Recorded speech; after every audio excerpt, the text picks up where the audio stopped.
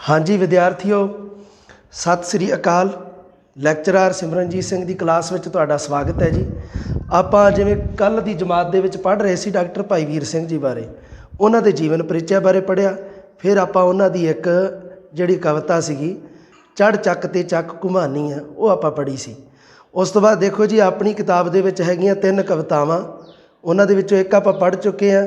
ਹੁਣ ਅਗਲੀ ਕਵਿਤਾ ਜਿਹੜੀ ਉਹ ਹੈਗੀ ਹੈ ਜੀ ਸਮਾਂ। ਜਿਵੇਂ ਕੱਲ੍ਹ ਗੱਲ ਕੀਤੀ ਸੀ ਮੈਂ ਕਿ ਸਮਾਂ ਅਤੇ ਇਲਮ ਅਤੇ ਅਮਲ 2 ਕਵਿਤਾਵਾਂ ਹੋਰ ਪਈਆਂ। ਦੇਖਦੇ ਹਾਂ ਸਮਾਂ ਕਵਿਤਾ ਨੂੰ ਪੜ੍ਹਦੇ ਹਾਂ, ਸੁਣੋ ਤੁਸੀਂ।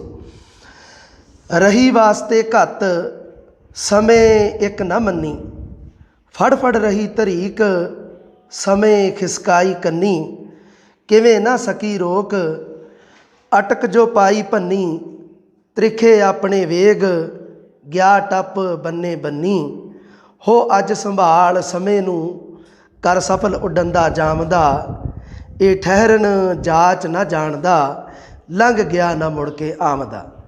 ਇਹ ਕਵਿਤਾ ਜਿਹੜੀ ਹੁਣ ਤੁਸੀਂ ਸੁਣੀ ਹੋਊਗੀ ਤਾਂ ਥੋੜ੍ਹਾ ਜਿਹਾ ਮਨ ਦੇ ਵਿੱਚ ਖਿਆਲ ਆਇਆ ਹੋਊਗਾ ਵੀ ਇਹ ਸਮੇਂ ਦੇ ਬਾਰੇ ਹੈ ਕਵਿਤਾ, ਹੈ ਨਾ।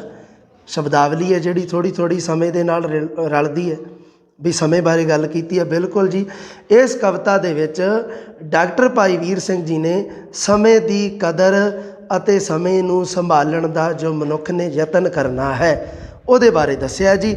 ਸਮੇਂ ਦੀ ਕਦਰ ਕਰਨੀ ਹੈ, ਇਸ ਦੀ ਸਫਲ ਵਰਤੋਂ ਕਿਵੇਂ ਕਰਨੀ ਹੈ ਮਨੁੱਖ ਨੇ। ਇਸ ਕਵਿਤਾ ਦੇ 2 ਪਹਿਰੇ ਆ ਛੋਟੇ ਛੋਟੇ, ਇਹਨਾਂ ਦੋਨਾਂ ਪਹਿਰਿਆਂ ਦੇ ਵਿੱਚ ਸਮੇਂ ਦੀ ਕਦਰ ਅਤੇ ਸਮੇਂ ਦੀ ਸਫਲ ਵਰਤੋਂ ਬਾਰੇ ਦੱਸਿਆ ਗਿਆ ਹੈ।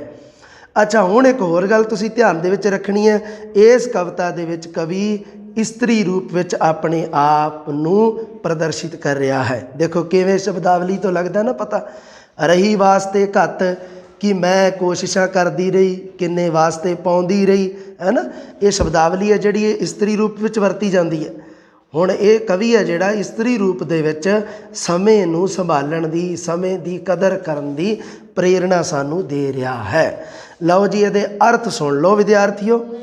ਰਹੀ ਵਾਸਤੇ ਘੱਤ ਸਮੇਂ ਇੱਕ ਨਾ ਮੰਨੀ, ਕਵੀ ਇਸਤਰੀ ਦੇ ਰੂਪ ਵਿੱਚ ਕਹਿੰਦਾ ਕਿ ਮੈਂ ਬੜੀਆਂ ਕੋਸ਼ਿਸ਼ਾਂ ਕੀਤੀਆਂ। ਵਾਸਤੇ ਘੱਤਣੇ ਮਤਲਬ ਬੜੇ ਤਰਲੇ ਕਰਨੇ, ਮਿੰਨਤਾਂ ਕਰਨੀਆਂ, ਉਸੇ ਨੂੰ ਕਹਿੰਦੇ ਨਾ ਆਪਾਂ ਵਾਸਤੇ ਪਾਉਣੇ। ਵਾਸਤੇ ਪਾਉਣ ਦਾ ਅਰਥ ਕੀ ਹੈ ਕਿ ਮਿੰਨਤਾਂ ਕਰਨੀਆਂ ਜੀ, ਤਰਲੇ ਕਰਨੇ, ਆਪਾਂ ਉਹਨੂੰ ਕਹਿ ਦਿੰਦੇ ਹਾਂ ਜੀ ਵਾਸਤੇ ਪਾਉਣੇ। ਇਹ ਤੁਸੀਂ ਇੱਕ ਲਿਖ ਲਿਓ ਮਾੜਾ ਜਿਹਾ ਅਰਥ ਕਿ ਜਿਵੇਂ ਮਿੰਨਤਾਂ ਜਾਂ ਤਰਲੇ ਕਰਨੇ ਆਪਾਂ ਜਦੋਂ ਕਹਿੰਦੇ ਹਾਂ ਉਹਦੇ ਵਾਸਤੇ ਆਪਾਂ ਇੱਕ ਹੋਰ ਜਿਹੜਾ ਸ਼ਬਦ ਵਰਤਦੇ ਹਾਂ ਵਾਸਤੇ ਪਾਉਣੇ। ਹੁਣ ਕਵੀ ਇੱਥੇ ਕਹਿੰਦਾ ਕਿ ਰਹੀ ਵਾਸਤੇ ਘੱਤ ਮੈਂ ਬੜੀਆਂ ਮਿੰਨਤਾਂ ਕੀਤੀਆਂ, ਮੈਂ ਬੜੇ ਤਰਲੇ ਮਾਰੇ, ਸਮੇਂ ਇੱਕ ਨਾ ਮੰਨੀ, ਪਰ ਇਹ ਜਿਹੜਾ ਸਮਾਂ ਲੰਘਦਾ ਜਾ ਰਿਹਾ ਇਹਨੇ ਮੇਰੀ ਇੱਕ ਨਹੀਂ ਸੁਣੀ। ਫੜ ਫੜ ਰਹੀ ਧਰੀਕ, ਧਰੀਕ ਦਾ ਸ਼ਾਬਦਿਕ ਅਰਥ ਹੁੰਦਾ ਘਸੀਟਣਾ। ਧਰੀਕਣਾ ਮਤਲਬ ਕੀ ਹੈ? ਘਸੀਟਣਾ, ਜਿਹਨੂੰ ਆਪਾਂ ਕਹਿ ਦਿੰਦੇ ਹਾਂ ਕਿਸੇ ਚੀਜ਼ ਨੂੰ ਘਸੀਟ ਕੇ ਨਾਲ ਰੱਖਣਾ, ਆਪਣੇ ਘਸੀਟ।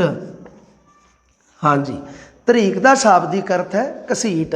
ਫੜ ਫੜ ਰਹੀ ਧਰੀਕ ਸਮੇਂ ਖਿਸਕਾਈ ਕੰਨੀ। ਕੰਨੀ ਖਿਸਕਾਉਣਾ ਸੁਣਿਆ ਨਾ, ਮੁਹਾਵਰਾ ਇੱਕ ਹੁੰਦਾ ਵੀ ਕੰਨੀ ਖਿਸਕਾਉਣਾ। ਕੰਨੀ ਖਿਸਕਾਉਣਾ ਦਾ ਮਤਲਬ ਹੁੰਦਾ ਕਿ ਪਾਸਾ ਵੱਟ ਕੇ ਲੰਘ ਜਾਣਾ, ਜਿਹਨੂੰ ਆਪਾਂ ਕਹਿ ਦਿੰਦੇ ਹਾਂ ਮਤਲਬ ਕਿਸੇ ਨੂੰ ਤਵੱਜੋ ਨਾ ਦੇਣੀ, ਪਾਸਾ ਵੱਟਣਾ, ਆਪਾਂ ਉਹਨੂੰ ਉਹਦੇ ਵਾਸਤੇ ਮੁਹਾਵਰਾ ਵਰਤਦੇ ਹਾਂ ਕੰਨੀ ਖਿਸਕਾਉਣੀ। ਹੁਣ ਦੇਖੋ ਜੀ ਕਵੀ ਕੀ ਕਹਿੰਦਾ, ਸਮੇਂ ਵਾਸਤੇ ਵੀ ਸਮਾਂ ਰੁਕਦਾ ਨਹੀਂ, ਉਹਦੇ ਵਾਸਤੇ ਕਵੀ ਨੇ ਕੀ ਕੁਛ ਕਿਹਾ। ਫੜ ਫੜ ਰਹੀ ਧਰੀਕ ਸਮੇਂ ਖਿਸਕਾਈ ਕੰਨੀ, ਕਿਵੇਂ ਨਾ ਸਕੀ ਰੋਕ ਅਟਕ ਜੋ ਪਾਈ ਭੰਨੀ। ਜਿਹੜਾ ਪਾਈ ਸ਼ਬਦ ਲਿਖਿਆ ਨਾ ਉੱਥੇ ਇੱਕ ਛੋਟਾ ਜਿਹਾ ਵਿਸ਼ਰਾਮ ਲੱਗਿਆ, ਅਲਪ ਵਿਰਾਮ। ਤੁਸੀਂ ਦੇਖੋਗੇ ਜਦੋਂ ਧਿਆਨ ਨਾਲ ਸੁਣੋਗੇ ਪੜ੍ਹੋਗੇ। ਕਿਵੇਂ ਨਾ ਸਕੀ ਰੋਕ, ਕਵੀ ਇਸਤਰੀ ਰੂਪ ਵਿੱਚ ਕਹਿੰਦਾ ਕਿ ਮੈਂ ਇਸ ਸਮੇਂ ਨੂੰ ਨਹੀਂ ਰੋਕ ਸਕੀ ਅਤੇ ਮੈਂ ਇਹਦੇ ਸਾਹਮਣੇ ਜੋ ਅਟਕ, ਇਹਨੂੰ ਰੋਕਣ ਵਾਸਤੇ ਜਿਹੜੀਆਂ ਕੋਸ਼ਿਸ਼ਾਂ ਕੀਤੀਆਂ ਉਹ ਇਸ ਸਮੇਂ ਨੇ ਭੰਨ ਦਿੱਤੀਆਂ, ਤੋੜ ਦਿੱਤੀਆਂ। ਅਟਕ ਜੋ ਪਾਈ ਭੰਨੀ, ਤ੍ਰਿਖੇ ਆਪਣੇ ਵੇਗ ਗਿਆ ਟੱਪ ਬੰਨੇ ਬੰਨੀ। ਆਪਾਂ ਕਹਿੰਦੇ ਨਾ ਫਲਾਨਾ ਵਾਣੇ ਵਾਣ ਭੱਜ ਗਿਆ, ਐਵੇਂ ਇਹ ਜਿਹੜੀ ਸ਼ਬਦਾਵਲੀ ਹੈ ਦੇਖੋ। ਤ੍ਰਿਖੇ ਆਪਣੇ ਵੇਗ, ਉਹਦੇ ਜਿਹੜੀ ਚਾਲ ਹੈ ਸਮੇਂ ਦੀ ਕਿੰਨੀ ਤੇਜ਼ ਹੈ। ਸਮਾਂ ਇੱਕ ਸਾਰ ਚੱਲਦਾ ਹੀ ਰਹਿੰਦਾ। ਦੇਖ ਲਓ ਘੜੀ ਦੀ ਸੂਈ ਕਦੇ ਰੁਕੀ ਹੈ, कदे देखिया तुसीं भी रुक गया समा? नहीं रुकदा कदे, ना किसी दे कहण ते रुकिया। समा नहीं रुकदा कदे भी अपने वास्ते। त्रिखे अपने वेग गया टप बन्ने बन्नी। उहदी चाल है समय की इन्नी तेज, कवि कहता कि वह मतलब की है कि जिन्हों आप कह देना कि फलाना बंदा अपनी मतलब अपने राह तुरया गया, गया टप बन्ने बन्नी। जिन्ने भी कोई बन्ने लगे सी, जिन्नियां भी कोई अटकां सी, उन्हां सारियां नूं भन्नदा होया तोड़दा होया समा लंघदा जा रहा। अच्छा, ये विच की कीता? ये जिहड़ा एक पैरा है ਜਿਹੜਾ रही वास्ते घत, फिर सुनो पैरे नूं। रही वास्ते घत समय एक न मन्नी, फड़ फड़ रही तरीक समय खिसकाई कन्नी। किवें न सकी रोक अटक जो पाई भन्नी, त्रिखे अपने वेग गया टप बन्ने बन्नी। हुण इहदे विच की है भी हुण समय की जिहड़ी रफ्तार है, समय की जिहड़ी कदर करनी है, उहदे बारे दस्सिआ भी समा जिहड़ा रुकदा नहीं। इहदे बारे हुण दूसरे पैरे च कवि की कहंदा, देखो सानू समय की सफल वरतों की प्रेरणा किवें दिंदा है। सुनो, हो अज संभाल समय नूं, हे मनुख तू अज ये जिहड़ा समा लंघदा जा रहा है इस नूं तू संभाल। हो अज संभाल समय नूं कर सफल उडंदा जावदा। ये जिवें पंछी नहीं उड्डिया जांदा, उवें समा उड़दा जांदा है। ये ठहरन जाच ना जानदा। समय नूं असल दे विच समय नूं रुकण दी जाच नहीं है, समय नूं रुकण दा तरीका ही नहीं है। ये ठहरन जाच ना जानदा, लंघ गया ना मुड़ के आवदा। अज जिहड़ी तरीक लंघ गई वो वापस आऊगी कि जिहड़ा सन जिहड़ा कोई मतलब महीना लंघ गया वो वापस नहीं आउंदा। सो ये जिहड़ा दूसरा पैरा है, इहदे विच कवि ने समय की सफल वरतों किवें करनी है उहदे बारे दस्सिआ, समय दीआं विशेषतावां नूं पेश कीता। हुण जिवें मान लो कहा जाए कि समय की जिहड़ी मतलब जिहड़ी कविता है, इहदा सार तुसीं किवें लिखना है जी। सो तुसीं की करना, सब तो पहला कि ये कविता है जिहड़ी ये डॉक्टर भाई वीर सिंह जी ने लिखी है, जिहदा सरलेख है समा। समय की इहदे विच की है कि कवि ने समय की कदर करनी सानू दसी है, इस दी सफल वरतों वास्ते सानू प्रेरित किया है। अपने आप नूं औरत के रूप में कवि ने पेश किया है अते समय की संपूर्ण विशेषतावां बारे इस कविता विच दस्सिआ है। ये साडी सीगी जी कविता समा। हुण देखो जी एक होर कविता आ थल्ले जिहड़े अर्थ दिते आ ये तुसीं पढ़ ही लेने आ, मैनूं पता तुसीं हुशियार आ सारे, तुहानूं दस्सण दी लोड़ नहीं। एक कविता होर है इलम ते अमल, इहनूं भी आपां इत्थे ही निपटा दईए। भाई वीर सिंह वाला पाठ है जिहड़ा आपां समाप्त कर दईए। अच्छा, हुण देखो इलम ते अमल। इलम हुंदा ज्ञान विद्या, अमल हुंदा उस दे उपर कर्म, मतलब कि आपां कहने ना किसी चीज़ ते अमल करना, उस गल नूं व्यवहार दे विच लिआउणा। एक हुंदी है सिद्धांतिक गल, एक व्यवहारिक। जिहड़ी कागजी कार्रवाई वो सिद्धांतिक हुंदी है, उहनूं जदों आपां रीयल लाइफ दे विच आपां मान लो निभाउने आ। हुण जे मान लो समा कविता ही है, आपां जिन्ने मर्जी गुण गाई जाइए जी, समा बड़ा जी बलवान है जी, समय की कदर करनी चाहिए है जी, सानूं समय नूं संभाल लेना चाहिए, इहनूं कहा जांदा इलम। ये तां हैगा इलम। हुण आपां आप समय की कदर ना करिए, आप ਆਪਾਂ टाइम गवा लिया, कभी उत्थे खड़ गए, कभी ਉਹਦੇ ਨਾਲ ਗੱਲਾਂ ਲੱਗ गए, आप ਜਦੋਂ ਸਮਾਂ गवा लिया ਤਾਂ ਇਹ ਉਹਦੇ ਤੇ ਅਮਲ नहीं ਕੀਤਾ ਉਹਨਾਂ ਗੱਲਾਂ ਤੇ। अमल हुंदा कर्म, इलम हुंदी है विद्या ਜਾਂ ज्ञान। इलम का मतलब है ज्ञान ते अमल का अर्थ है कर्म। वो गाना नहीं सुनिया तुसीं कि तैनूं इलम का बड़ा आनंद बीबा, गल अमल दी नहीं पसंद बीबा। लो जी हुण सुनो कविता। पहला कविता का मैं वाचन करदा, सुनो। बड़ी सोहनी कविता लिखी है। सिर कचकौल बना हथ लीता, पढ़िया द्वारे फिरिया, दर दर दे टुक मंग मंग पाए, तुन तुन के भरिया, भरिया देख अफरिया मैं सां, जाना पंडित होया, टिके ना पैर जमी ते मेरा, उच्चा हो टुरिया। एक दिन ये कचकौल लै गया, मुरशद मूहरे धरिया, झूठ झूठ कर उस उल्टाया, खाली सारा करया, मल मल के फिर धोता इसनूं, मैल इलम दी लाही, देखो यह कचकौल लिशकिया, कंवल वांग फिर खिड़िया। हुण देखो जी हुण की है भी कवि ने की किया भी कवि अपने आप बारे दसदा भी मैं बड़ी दुनिया दीयां किताबां पढ़ लियां, बड़ा भी जी मैं ज्ञान प्राप्त कर लिया। हुण कवि दे कोल जी बड़ा ज्ञान है क्योंकि किताबां बड़ियां पढ़ियां, पर असल दे विच वो ज्ञान कवि दी असल जिंदगी दे विच किसी काम नहीं आ रहा क्योंकि उस दे उपर अमल नहीं है, उसनूं कर्म दे विच नहीं कीता। हुण देखो जी हुण इहदे आपां देखदे हां। हुण ये थोड़ी जी अध्यात्मिक विचारां वाली कविता है। ਜਿਹਦੇ ਵਿੱਚ ਸੰਸਾਰਿਕ ਵਿਦਿਆ ਦਾ ਅਧਿਆਤਮਿਕ ਵਿਦਿਆ ਦੇ ਨਾਲ ਤੁਲਨਾ ਕੀਤੀ ਹੈ। ਹੁਣ ਜਿਹੜੀ ਇਲਮ ਆ ਇਹਨੂੰ ਸੰਸਾਰਿਕ ਗਿਆਨ ਕਿਹਾ ਤੇ ਜਿਹੜੀ ਅਧਿਆਤਮਿਕ ਵਿਦਿਆ ਉਹਨੂੰ ਅਮਲ ਦਾ ਨਾਮ ਦਿੱਤਾ ਹੈ। ਦੇਖੋ ਜੀ, ਸੁਣਦੇ ਆਪਾਂ ਕਹਿ ਦਿੰਦੇ ਆ ਨਾ ਕਥਨੀ ਤੇ ਕਰਨੀ, ਫਲਾਣੇ ਬੰਦੇ ਜੀ ਕਥਨੀ ਤੇ ਕਰਨੀ ਇੱਕੋ ਹੀ ਹੈ, ਜਾਂ ਫਲਾਣੇ ਬੰਦੇ ਦੀ ਕਥਨੀ ਤੇ ਕਰਨੀ ਦੇ ਵਿੱਚ ਫਰਕ ਹੈ। ਹੁਣ ਇਹਦੇ ਵਿੱਚ ਤੁਸੀਂ ਸਮਝ ਲਓ, ਇਲਮ ਤੇ ਅਮਲ ਦਾ ਜੇ ਅਰਥ ਸਮਝਣਾ ਹੋਵੇ ਤੇ ਵਧੀਆ ਉਦਾਹਰਨ ਇਦੋਂ ਨਹੀਂ ਹੋ ਸਕਦਾ। ਕਥਨੀ ਤੇ ਕਰਨੀ, ਵੀ ਕਥਨੀ ਮਤਲਬ ਕਹਿਣਾ ਤੇ ਕਰਨੀ ਉਸ ਨੂੰ ਅਮਲ 'ਚ ਲਿਆਉਣਾ, ਦੋਨਾਂ ਚੀਜ਼ਾਂ ਦੇ ਵਿੱਚ ਫਰਕ ਹੈ। ਹੁਣ ਇਲਮ ਤੇ ਅਮਲ ਦੀ ਗੱਲ ਕਰਦਾ ਕਵੀ ਕਹਿੰਦਾ ਵੀ ਮੈਂ ਕਿਵੇਂ ਗਿਆਨ ਪ੍ਰਾਪਤ ਕੀਤਾ, ਤੇ ਉਹ ਗਿਆਨ ਹੈ ਜਿਹੜਾ ਉਹ ਮੇਰੇ ਕਿਸੇ ਕੰਮ ਨਹੀਂ ਆਇਆ। ਦੇਖੋ ਜੀ ਕਿਵੇਂ,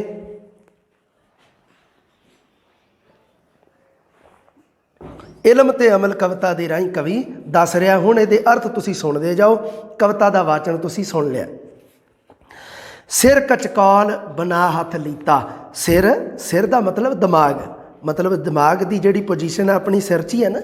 ਸੋ ਸਿਰ ਕਚਕੌਲ ਬਣਾ ਹੱਥ ਲੀਤਾ। ਕਚਕੌਲ ਦਾ ਅਰਥ ਦਿੱਤਾ ਹੋਇਆ ਕੱਚ ਦਾ ਕੌਲ।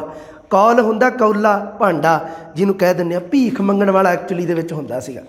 ਜਿਹੜਾ ਕਚਕੌਲ ਹੈ ਨਾ ਉਹ ਇੱਕ ਕੱਚ ਦਾ ਭਾਂਡਾ ਹੁੰਦਾ ਸੀਗਾ। ਉਹਨੂੰ ਸਪੈਸ਼ਲ ਜਿਹੜੇ ਅਧਿਆਤਮਿਕ ਲੋਕ ਹੈ ਨਾ, ਰਿਸ਼ੀ ਮੁਨੀ ਜਿਹੜੇ ਮੰਗ ਕੇ ਖਾਣ ਵਾਲੇ, ਉਹਨਾਂ ਨੇ ਉਸ ਨੂੰ ਭਾਂਡੇ ਨੂੰ, ਉਸ ਮਤਲਬ ਕੌਲੇ ਨੂੰ ਭੀਖ ਮੰਗਣ ਵਾਸਤੇ ਰੱਖਿਆ ਹੁੰਦਾ ਸੀ। ਉਹਦਾ ਅਰਥ ਹੈ, ਉਹ ਹੈ ਕਚਕੌਲ। ਕਚਕੌਲ ਦਾ ਮਤਲਬ ਕੱਚ ਪਲੱਸ ਕੌਲ, ਮਤਲਬ ਕੱਚ ਦਾ ਕੌਲਾ, ਕੱਚ ਦਾ ਭਾਂਡਾ। ਸਿਰ ਕਚਕੌਲ ਬਣਾ ਹੱਥ ਲੀਤਾ। ਕਵੀ ਕੀ ਕਹਿੰਦਾ ਵੀ ਮੈਂ ਆਪਣੇ ਦਿਮਾਗ ਨੂੰ ਉਹ ਕਚਕੌਲ, ਉਹ ਜਿਹੜਾ ਕੱਚ ਦਾ ਭਾਂਡਾ, ਉਹ ਭੀਖ ਮੰਗਣ ਵਾਲਾ ਭਾਂਡਾ ਜਿਹੜਾ ਉਹ ਮੈਂ ਬਣਾ ਲਿਆ।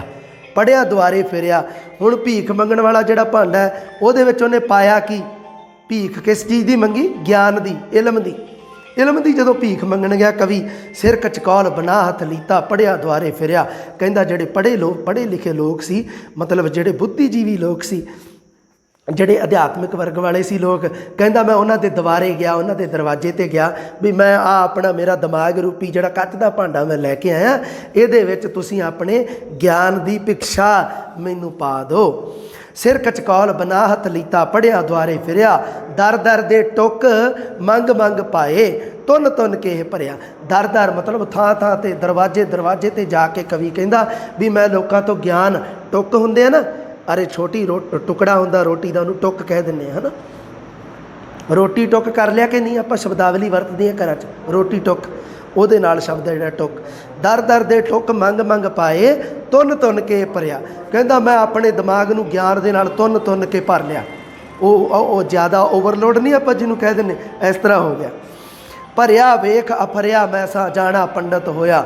ਕਹਿੰਦਾ ਜਦੋਂ ਕੀ ਹੋਇਆ ਵੀ ਮੇਰਾ ਜਿਹੜਾ ਗਿਆਨ ਸੀ ਉਹ ਜਦੋਂ ਮਤਲਬ ਮੇਰੇ 'ਚ ਹੋ ਗਿਆ ਜ਼ਿਆਦਾ, ਮੇਰੇ ਦਿਮਾਗ 'ਚ, ਤੇ ਫਿਰ ਕੀ ਹੋਇਆ, ਮੈਂ ਅਫਰਿਆ ਮਤਲਬ ਹੰਕਾਰ 'ਚ ਆ ਗਿਆ। ਅਫਰਿਆ ਦਾ ਮਤਲਬ ਹੈ ਹੰਕਾਰ ਦੇ ਵਿੱਚ ਆਉਣਾ। ਫਲਾਣੇ ਬੰਦੇ ਨੂੰ ਆਪਾਂ ਕਹਿ ਦਿੰਦੇ ਨਾ ਵੀ ਤੂੰ ਬੜਾ ਅਫਰਿਆ ਫਿਰਦਾ, ਕਹਿ ਦਿੰਦੇ ਆ ਨਾ, ਸ਼ਬਦਾਵਲੀ ਆਪਣੀ, ਉਹਦੇ ਆਧਾਰ 'ਤੇ ਇਹਦਾ ਅਰਥ ਬਣਦਾ ਕਿ ਫਲਾਣੇ ਬੰਦੇ ਨੂੰ ਜੀ ਹੰਕਾਰ ਹੋ ਗਿਆ। ਅਫਰਿਆ ਫਿਰਦਾ ਮਤਲਬ ਹੰਕਾਰਿਆ ਗਿਆ ਉਹ। ਹੁਣ ਕੀ ਹੋਇਆ, ਕਵੀ ਕਹਿੰਦਾ ਭਰਿਆ ਦੇਖ ਅਫਰਿਆ ਮੈਂ ਸਾਂ। ਜਦੋਂ ਮੇਰੇ ਦਿਮਾਗ 'ਤੇ ਜਿਹੜਾ ਗਿਆਨ ਸੀ ਜਿਹੜਾ ਉਹ ਜ਼ਿਆਦਾ ਹੋ ਗਿਆ, ਤਾਂ ਮੈਨੂੰ ਹੋ ਗਿਆ ਲੈ ਵੀ ਹੁਣ ਮੇਰੇ ਵਰਗਾ ਵਿਦਵਾਨ ਕੋਈ ਨਹੀਂ। ਕਹਿੰਦਾ ਮੇਰੇ 'ਚ ਆ ਗਿਆ ਹੰਕਾਰ। ਜਾਣਾ ਪੰਡਤ ਹੋਇਆ। ਪੰਡਤ ਦਾ ਸ਼ਾਬਦਿਕ ਅਰਥ ਹੈ ਵਿਦਵਾਨ। ਕਵੀ ਕਹਿੰਦਾ ਵੀ ਹੁਣ ਜਦੋਂ ਮੇਰਾ ਦਿਮਾਗ ਹੈ ਜਿਹੜਾ ਉਹ ਬਹੁਤ ਸਾਰੇ ਇਲਮ ਨਾਲ, ਗਿਆਨ ਨਾਲ ਭਰ ਗਿਆ ਜਦੋਂ, ਤਾਂ ਫਿਰ ਕੀ ਹੋਇਆ ਕਿ ਮੈਨੂੰ ਹੰਕਾਰ ਆ ਗਿਆ, ਤੇ ਮੈਂ ਸੋਚਣ ਲੱਗਾ ਵੀ ਹੁਣ ਮੇਰੇ ਵਰਗਾ ਵਿਦਵਾਨ ਹੈ ਜਿਹੜਾ ਉਹ ਕੋਈ ਨਹੀਂ ਹੈ। ਟਿਕੇ ਨਾ ਪੈਰ ਜ਼ਮੀਨ 'ਤੇ ਮੇਰਾ, ਉੱਚਾ ਹੋ ਟੁਰਿਆ। ਕਹਿੰਦਾ ਵੀ ਹੁਣ ਮੈਨੂੰ ਗਿਆਨ ਦਾ ਆ ਗਿਆ ਹੰਕਾਰ, ਤੇ ਪੈਰ ਆ ਜਿਹੜੇ ਉਹ ਜ਼ਮੀਨ 'ਤੇ ਨਹੀਂ ਲੱਗਦੇ।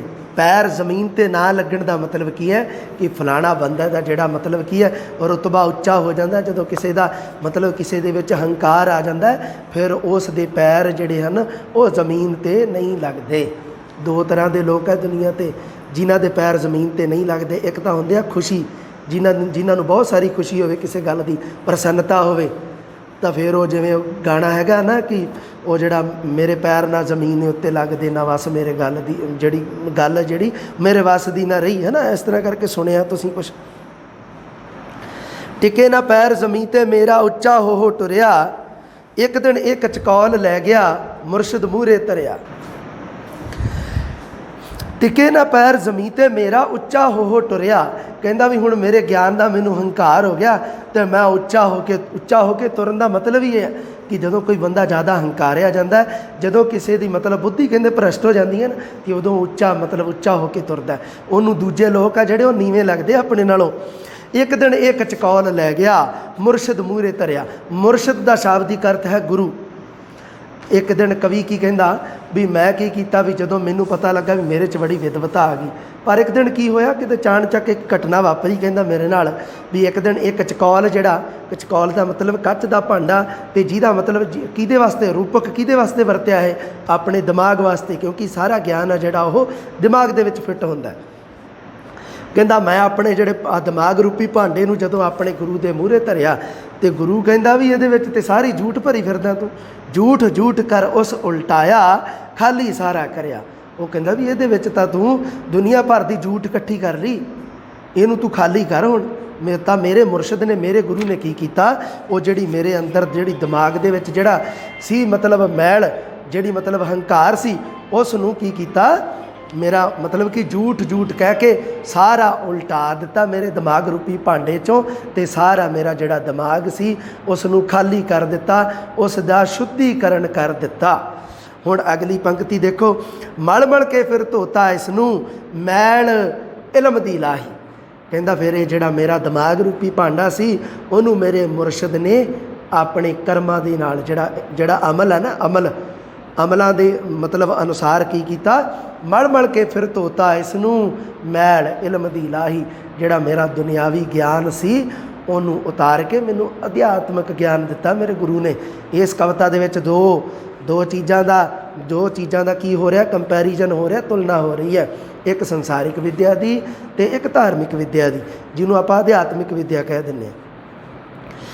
ਮਲ ਕੇ ਫਿਰ ਧੋਤਾ ਇਸ ਨੂੰ ਮੈਲ ਇਲਮ ਦੀ ਲਾਹੀ। ਦੇਖੋ ਇੱਕ ਚਕੌਲ ਲਿਸ਼ਕਿਆ, ਕਮਲ ਵਾਂਗ ਫਿਰ ਖਿੜਿਆ।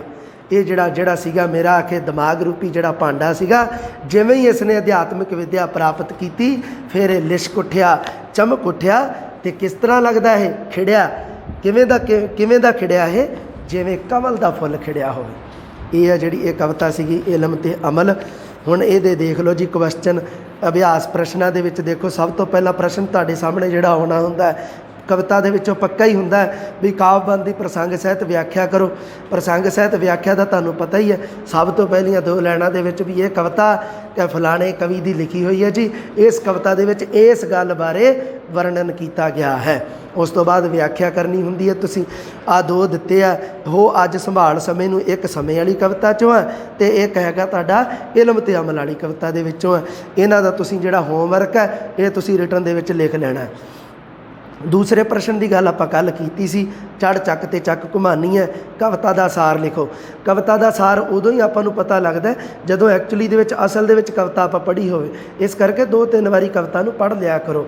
ਕਵਿਤਾ ਇਹੋ ਜਿਹੀ ਚੀਜ਼ ਹੈ, ਇੱਕ ਵਾਰੀ 'ਚ ਸਮਝ ਨਹੀਂ ਆਉਂਦੀ ਹੁੰਦੀ, ਦੂਸਰੀ ਤੀਸਰੀ ਵਾਰ ਦੇ ਵਿੱਚ ਇਹਦੇ ਸ਼ਾਬਦਿਕ ਅਰਥ ਤੁਹਾਨੂੰ ਆਟੋਮੈਟਿਕ ਹੀ ਸਮਝ ਆਉਣ ਲੱਗ ਜਾਂਦੇ ਆ। ਸਮਾਂ ਕਵਿਤਾ ਸਾਨੂੰ ਕੀ ਸੁਨੇਹਾ ਦਿੰਦੀ ਹੈ, ਦੱਸੋ ਜੀ। ਜਿਹੜੀ ਸਮਾਂ ਕਵਿਤਾ ਇਹ ਸਾਨੂੰ ਇਹ ਸੁਨੇਹਾ ਦਿੰਦੀ ਹੈ ਕਿ ਸਾਨੂੰ ਸਮੇਂ ਦੀ ਸਫਲ ਵਰਤੋਂ ਕਰਨੀ ਚਾਹੀਦੀ ਹੈ ਤੇ ਇਸ ਦੀ ਕਦਰ ਕਰਨੀ ਚਾਹੀਦੀ ਹੈ। ਇਹੀ ਪ੍ਰੇਰਣਾ ਦਿੰਦੀ ਹੈ ਨਾ। ਇਲਮ ਅਮਲ ਕਵਿਤਾ ਦਾ ਕੇਂਦਰੀ ਭਾਵ ਬਿਆਨ ਕਰੋ। ਦੇਖੋ ਜੀ, ਇਲਮ ਤੇ ਅਮਲ ਕਵਿਤਾ ਦੇ ਵਿੱਚ ਕੀ ਹੈ, 2 ਤਰ੍ਹਾਂ ਦੀ ਵਿੱਦਿਆ, ਸੰਸਾਰਿਕ ਵਿੱਦਿਆ ਤੇ ਅਧਿਆਤਮਿਕ ਵਿੱਦਿਆ, ਦੋਨਾਂ ਦੀ ਤੁਲਨਾ ਕੀਤੀ ਗਈ ਹੈ। ਇਹ ਹੈ ਜਿਹੜਾ ਇਹਦਾ ਤੁਸੀਂ ਕੇਂਦਰੀ ਭਾਵ ਲਿਖ ਦੇਣਾ। ਕਵਿਤਾ ਵਿੱਚ ਕਵੀ ਕਿਸ ਤੋਂ ਸਦਕੇ ਜਾਂਦਾ ਹੈ, ਇਹ ਕੁਐਸਚਨ ਆਪਾਂ ਕੱਲ੍ਹ ਕੀਤਾ ਸੀ ਕਿ ਉਹ ਕਵੀ ਹੈ ਜਿਹੜਾ ਉਹ ਆਪਣੇ ਮਹੀਵਾਲ ਪਰਮਾਤਮਾ ਤੋਂ ਸਦਕੇ ਜਾਂਦਾ ਹੈ, ਤੇ ਕਿਉਂ ਸਦਕੇ ਜਾਂਦਾ, ਇਹ ਤੁਸੀਂ ਕੱਲ੍ਹ ਆਪਾਂ ਗੱਲ ਕੀਤੀ ਸੀ। ਇਹ ਡਾਕਟਰ ਭਾਈ ਵੀਰ ਸਿੰਘ ਦੀਆਂ ਜਿਹੜੀਆਂ ਕਵਿਤਾਵਾਂ ਇਹ ਸਮਾਪਤ ਹੋ ਚੁੱਕੀਆਂ। ਅਗਲਾ ਕਵੀ ਲੈ ਕੇ ਆਪਾਂ ਅਗਲੀ ਕਲਾਸ ਦੇ ਵਿੱਚ ਫਿਰ ਹਾਜ਼ਰ ਹੋਵਾਂਗੇ। ਸਤਿ ਸ੍ਰੀ ਅਕਾਲ।